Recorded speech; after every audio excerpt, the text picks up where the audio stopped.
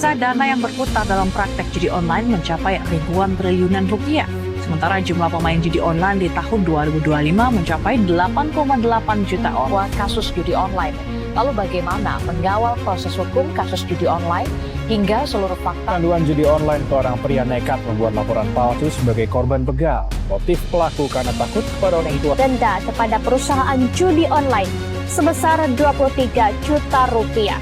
Pemirsa, judi online seperti wabah yang menjerat banyak orang dengan mimpi menjadi kaya dengan cara instan. Judi online pun merasuk ke segala lapisan masyarakat, mulai dari kalangan dewasa, remaja, hingga anak-anak. Bahkan judul juga menyasar anak-anak di bawah usia 10 tahun. Bagaimana para korban bisa terjebak dalam pusaran judi online? Assalamualaikum warahmatullahi wabarakatuh. Halo teman-teman semuanya. Di sini ada aku Aksan Izul Ihsan. Di hari pagi yang cerah ini kita bakal ngelakuin podcast nih bareng co-host aku di sini. Betul, di sini gua Andre ya. Kita hari ini kebetulan lagi di taman ya. Di sini kita ada Fikri juga, ada Vicky di sini. Mana Bagas juga dan ada Rasya yang ibaratnya lagi LDR sama kita. Boleh dong tetap join lewat layar ya. Saya hai dulu dong Rasya. Halo semuanya, maaf ya gue via online dulu. Tapi tetap semangat kok untuk membahas topik panas kita pada hari ini.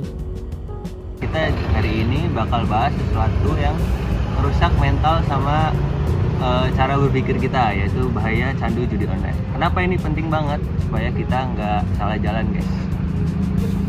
Gue heran deh, akhir-akhir ini kayaknya kata-kata gacor sama maksud tuh di mana-mana gitu. Menurut lo gimana, Pik? Bener sih Chad, jadi sekarang tuh judi tuh kayak dibungkus kayak lewat game gitu kan.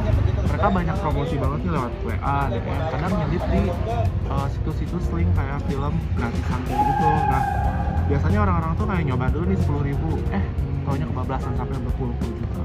Nah, dari sesi teknis sendiri sebenarnya itu judi online itu sebenarnya udah disetting dari algoritma. Jadi nggak ada ceritanya tuh bandar itu rugi.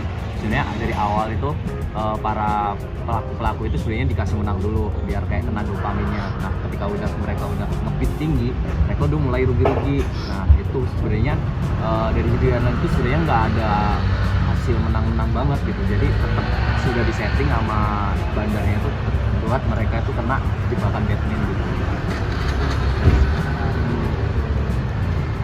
Nah ini menarik nih, kan mereka bilang duit-duit mereka sendiri nih. Kalau misalnya dalam perspektif Islam tuh gimana ya menurut lo guys?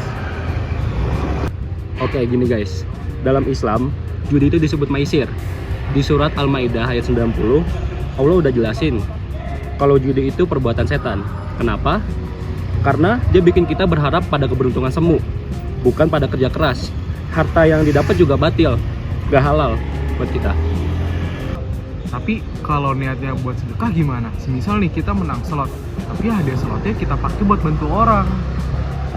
Ya nggak bisa gitu dong. Allah kan maha baik, jadi cuma bisa nerima yang baik.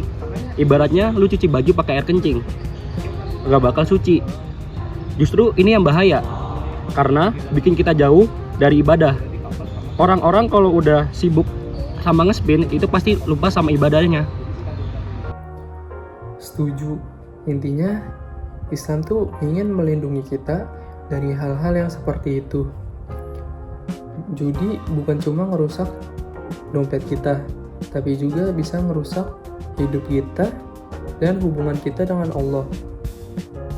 Nah terus gimana dong cara kita nih sama teman-teman kita nggak kejebak hal itu? Ya coba cari aja kayak hobi yang lain yang benar-benar ngehasilin uang gitu. Kayak misal hobi tapi cuan, atau mending kayak jualan gitu, atau kamu bisa ngasah skill desain kamu yang nanti bakal kepake banget ke depannya. Nah bener banget tuh, tapi jangan sekali kalian kayak lu ngeklik link-link yang gak jelas gitu di media sosial, atau ketika kayak ada teman kalian nomor digital mengatasnamakan teman gitu, lu tiba-tiba dimintain kayak minta duit pinjem duit dong beberapa segini, tapi itu harus di make sure dulu bener nggak itu teman lu atau enggak gitu. Takutnya nanti itu kayak penipuan mengatasnamakan teman lu gitu. Nah setuju banget. Menurut gua juga orang judi itu karena kurang bersyukur. Padahal kalau kita terus bersyukur, Allah akan memberikan kita hasil yang lebih dan juga mendapatkan hasil yang lebih halal. gokil ya. Kita udah gak kerasa kayak ada sejam kayak ngomongin kayak gini. Tapi mungkin intinya ya, judi itu kayak scam yang dikemas secara apik, cantik banget deh. Tapi teman-teman jangan sampai mau kegoda ya sama dibohongin sama setan-setan kayak gitu. Betul banget. Jadi kalau bisa gue simpulin dari podcast ini sebenarnya kita ya sebagai generasi muda, generasi Gen Z itu kita harus cerdas secara finansial dan kuat secara iman. Harta yang berkah itu dicari dengan usaha dan kerja keras, bukan cuma modal spin-spin aja gitu. Mungkin sekian aja dari kelompok kami untuk salah satu tugas besar gue juga buat Ibu dosen. Ntar linknya bakal kami cantumin ya, stay tune aja. Cabut dulu.